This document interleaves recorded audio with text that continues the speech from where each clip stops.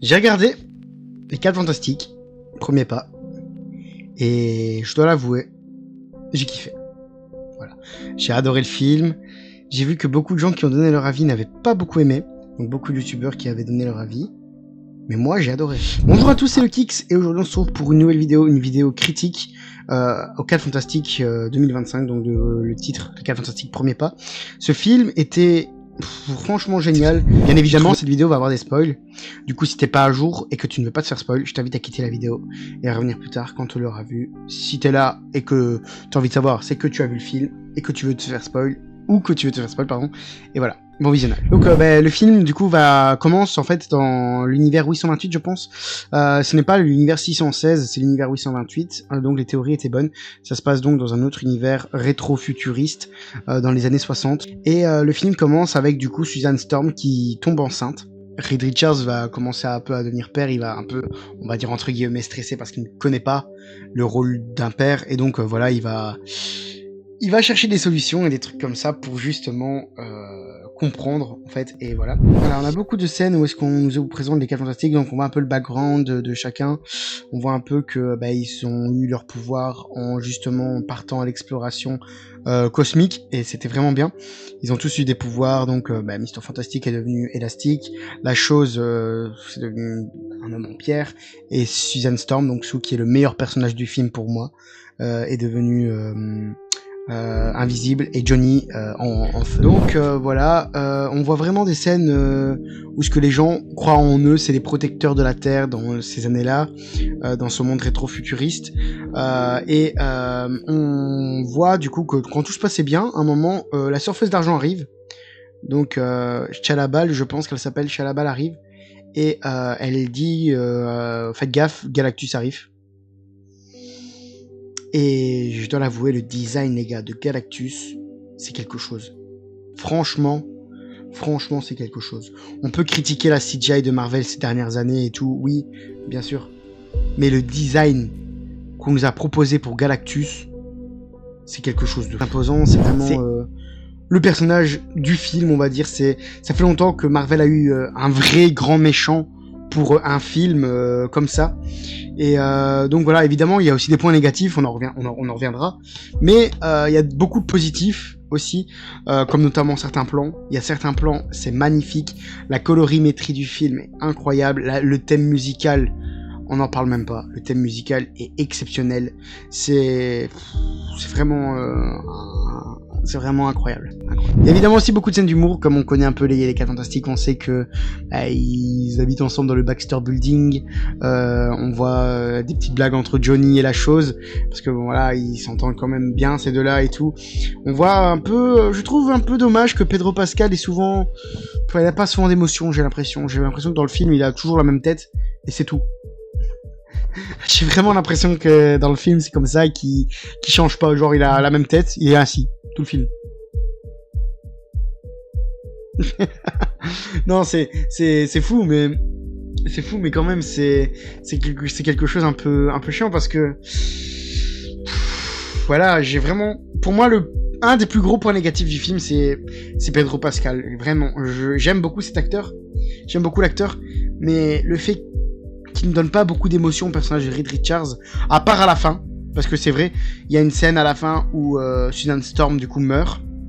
Ça on va en revenir, mais il y a une scène à la fin où Susan meurt, et oui, là il pleure évidemment, il va pas la jouer sans pleurer, mais j'ai l'impression qu'il a toujours la même émotion du début à la fin du film, il est toujours perplexe, il est toujours blasé, genre ça change pas quoi. Pour revenir justement sur le cas de Susan Storm, c'est pour moi le meilleur personnage du film, c'est elle qui est, on va dire, la goat du film, c'est quelque chose de fou de voir son évolution, de voir vraiment comment elle fait, et elle bat Galactus, pas toute seule évidemment, avec l'aide des 4 Fantastiques, ils battent Galactus, et ils l'emmènent, parce qu'en fait dans le film, ils font l'objet ils apprennent la téléportation, et ils voulaient à la base téléporter la Terre quelque part pour pas que Galactus la trouve. Mais Galactus, ça arrivé qu'en fait Chalabal a détruit tous les trucs de téléportation, j'ai oublié c'était quoi le nom de ces trucs, et ça fait que du coup ils pouvaient plus téléporter la Terre. Mais leur dernier espoir, c'était justement que Galactus vienne sur Terre et qu'ils arrivent à le téléporter loin genre très loin, à des milliards d'années-lumière ou quoi, pour pas qu'ils reviennent sur Terre de sitôt, quoi. Et donc voilà. Et on sait que du coup, pourquoi est-ce que Galactus a attaqué les 4 Fantastiques? Parce que Franklin Richards, voilà, l'enfant de Suzanne, donc Franklin Richards, on le sait très bien dans les comics, c'est le meilleur personnage de Marvel, c'est le personnage le plus puissant de Marvel, il est capable de créer à lui tout seul des univers, il a des pouvoirs télékinésiques, genre il est vraiment trop fort. Et pour Galactus, c'était une source en fait de rassasiement de son appétit à foison, en gros, et il voulait prendre du coup Franklin pour le rassasier de toutes les planètes qu'il pouvait manger. Il savait qu'il allait tout condenser en un seul truc et lui donner à manger, quoi. Et donc il voulait juste se reposer, en fait.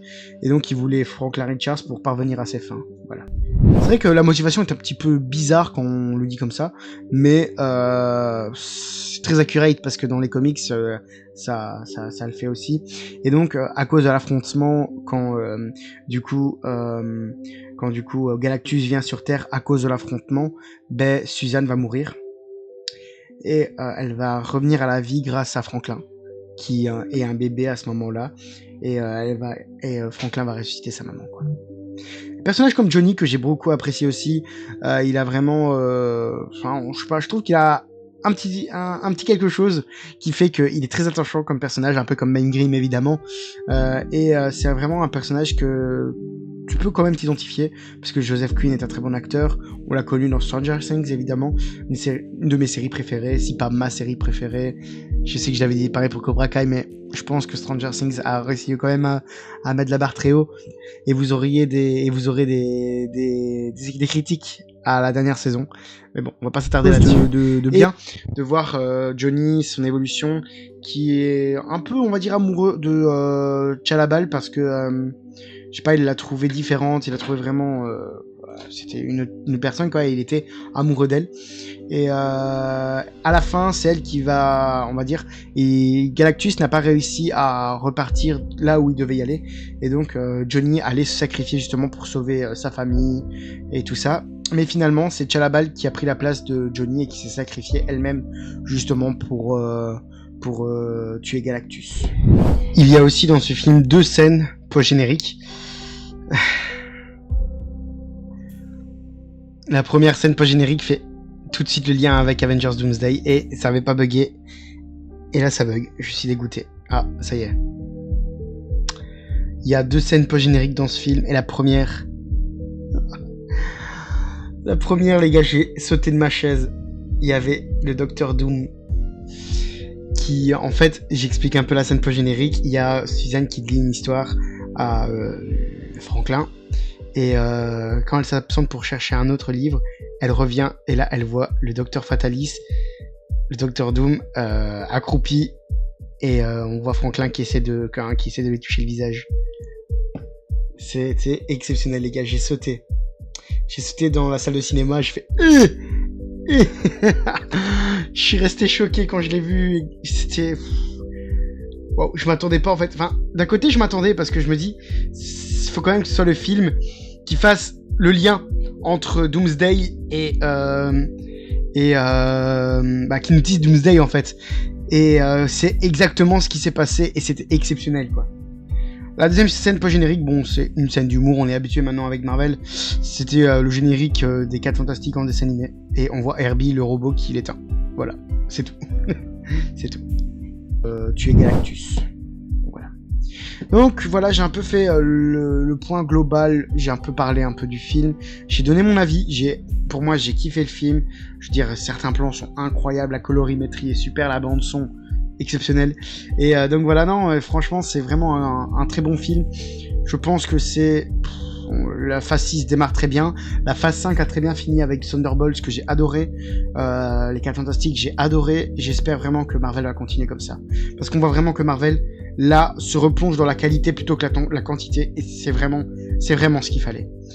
Donc voilà, merci d'avoir suivi cette vidéo, J'ai donné un peu mon avis global. N'hésitez pas à laisser un petit pouce bleu si elle vous a plu, à laisser un commentaire et à vous abonner. Ça m'aiderait vraiment beaucoup parce que je vois qu'on s'approche des 800 abonnés et je vois qu'il y a quand même beaucoup de gens qui regardent mes vidéos sans être abonnés. Faites un petit geste s'il vous plaît, c'est gratuit. Et donc voilà, n'hésitez pas à vous abonner. C'était le Kix et je vous dis à la prochaine pour une nouvelle vidéo. Allez, ciao ciao.